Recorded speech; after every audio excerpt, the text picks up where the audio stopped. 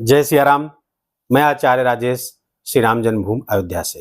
प्रिय दर्शकों, ऊर्जा, साहस, पराक्रम, पुरुषार्थ, आवेग, लड़ाई झगड़ा, वाद विवाद के कारक ग्रह भूमिपुत्र मंगल 1 जून की सायंकाल 3:36 पर अपनी वर्तमान जल तत्वीय राशि मीन राशि को छोड़ करके अपनी ही राशि मेष राशि पर गोचर कर जाएंगे, जो उनकी मूल त्रिकोण राशि है। और यहाँ पर वो 12 जुलाई तक विराजमान रहेंगे।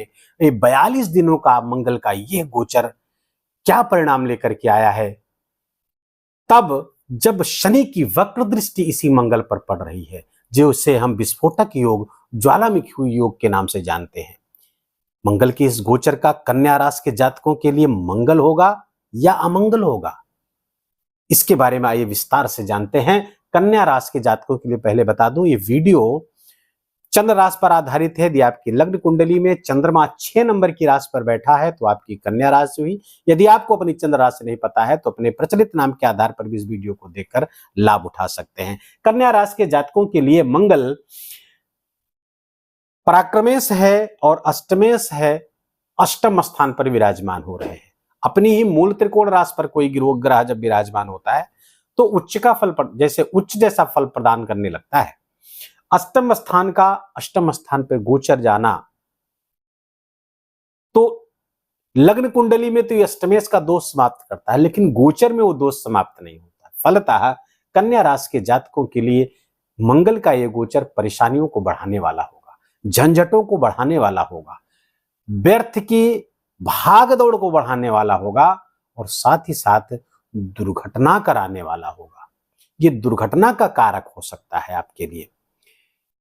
गाड़ी वगैरह कन्या राशि के जातकों को बहुत सावधान होकर के चलाना। अभी मैं ऐसे उपायों की बात करूंगा जिससे मंगल के इस गोचर के जिन नकारात्मक परिणामों की मैं बात कर रहा हूं वो बहुत मिनिमाइज हो जाएंगे या उसका एकदम मिलेगा ही नहीं, बशर्ते कि आप वीडियो को पूरा देखिए और जो उपाय बताऊं उसको पूरी शिद्दत के साथ करिए।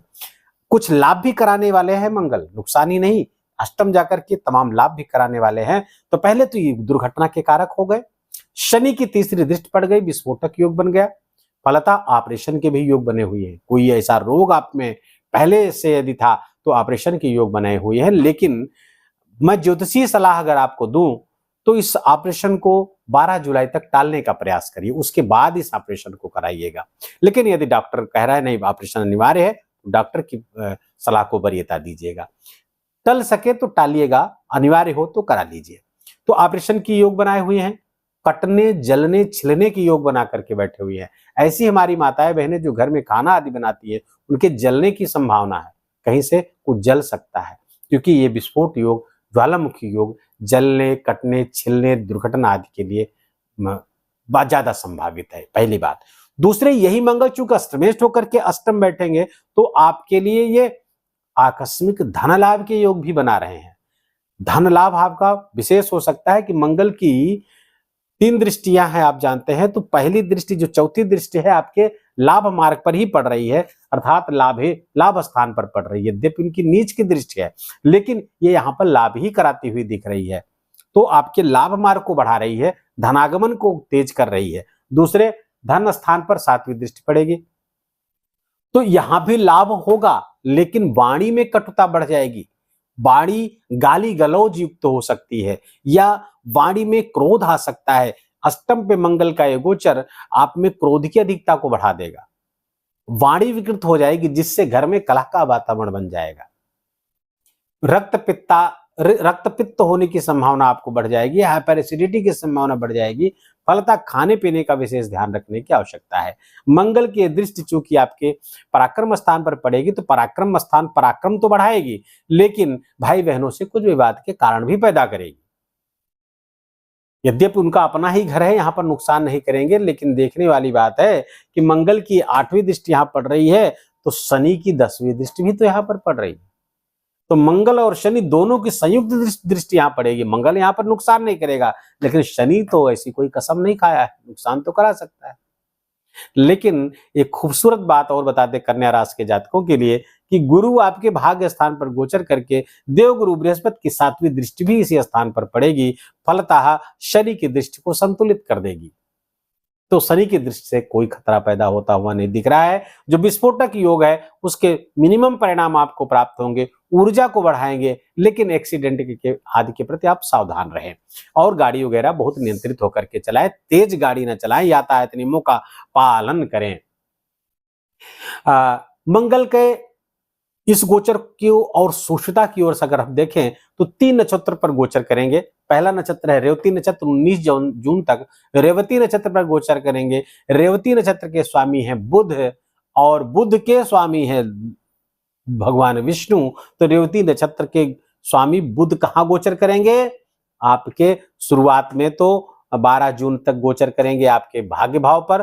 तो भगवान विष्णु आपके भाग्य को बढ़ा रहे हैं, भगवान गणेश आपके भाग्य को बढ़ा रहे हैं। जब तक रेवती नक्षत्र पर रहेंगे तो भाग्य से बहुत जो दुर्घटना या तमाम चीजें हमने बताई नकारात्मकता, उसमें काफी कमी आ जाएगी, क्योंकि भाग्य आपके साथ रहेगा। कब तक? 19 जून तक।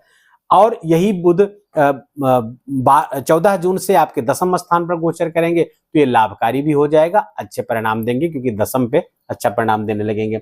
19 जुलाई से 7 जुलाई तक भरणी नक्षत्र पर गोचर करेंगे। भरणी नक्षत्र के स्वामी शुक्र हैं और शुक्र वर्तमान में उस समय जब भरणी नक्षत्र पर आएंगे मंगल, तो दसम गोचर कर रहे होंगे। फलतः कुछ राजकीय लाभ के भी आपके योग बनाते हुए दिख रहे हैं। कृत्तिका नक्षत्र पर गोचर करेंगे। सूर्य के नक्षत्र पर मंगल का गोचर करना, डबल गर्म ग्रह इकट्ठा हो जाएंगे। फलतः दुर्घटना की संभावना 7 जुलाई के बाद और भी प्रबल हो सकती है, इसलिए बहुत सावधान होकर रहना है। सूर्य यहाँ पर पहुंचेंगे तो सकारात्मक परिणाम यह है कि राजकीय क्षेत्रों से जुड़े हुए अगर हैं वहां से लाभ आपको होता हुआ दिख रहा है। फिलहाल कन्या राशि के जातकों के लिए मंगल का गोचर बहुत सावधानी, बहुत सजगतापूर्ण तरीके से बिताना होगा, बहुत सतर्क रहना होगा। और जो उपाय बताने जा रहा हूं उस उपाय को करना है। पहली बात, मंगल का सर्वोत्तम उपाय जो है वो हनुमान जी की आराधना। हनुमान चालीसा का 7 बार या 11 बार नित्य पाठ करना, और हो सके तो रोज हनुमान जी के मंदिर जाना।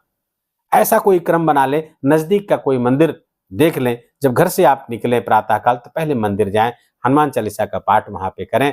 हनुमान जी की 3 परिक्रमा करने के बाद आप काम करने निकल जाए। शाम का नियम बना सके तो शाम को आप बना, लेकिन रोज का नियम ये बना लीजिए, तो मंगल का कोई दुष्परिणाम आपको प्राप्त नहीं होगा।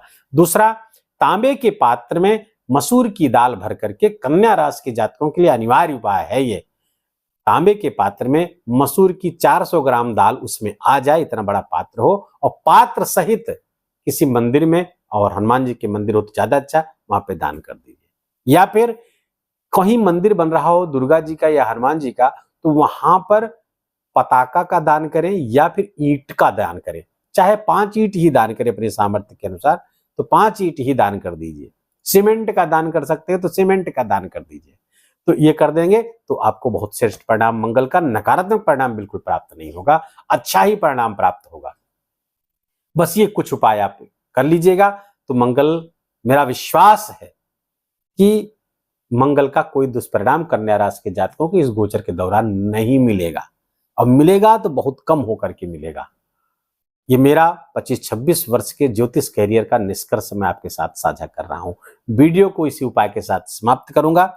यदि ये वीडियो आपको अच्छा लगा हो, आपके काम का लगा हो, मेरा बोलना आपका सुनना दोनों सार्थक हुआ हो, तो इस वीडियो को कृपा करके लाइक करिएगा, अपनों के साथ शेयर करिएगा, और कमेंट में बहुत प्रेम से जय सिया राम लिखना बिल्कुल भी मत भूलिएगा। ये मेरा विशेष आग्रह है आपसे, क्योंकि जहां से भी आप जय सिया राम लिख रहे हैं, चाहे देश में हो चाहे विदेश में हो, वो जय सिया राम यहाँ अयोध्या में पहुंचेगा, और यहाँ से रामलला का आशीर्वाद और श्री हनुमानगढ़ी का आशीर्वाद आप तक अवश्य पहुंचेगा, ऐसा मेरा विश्वास है। आपका मंगल करेगा।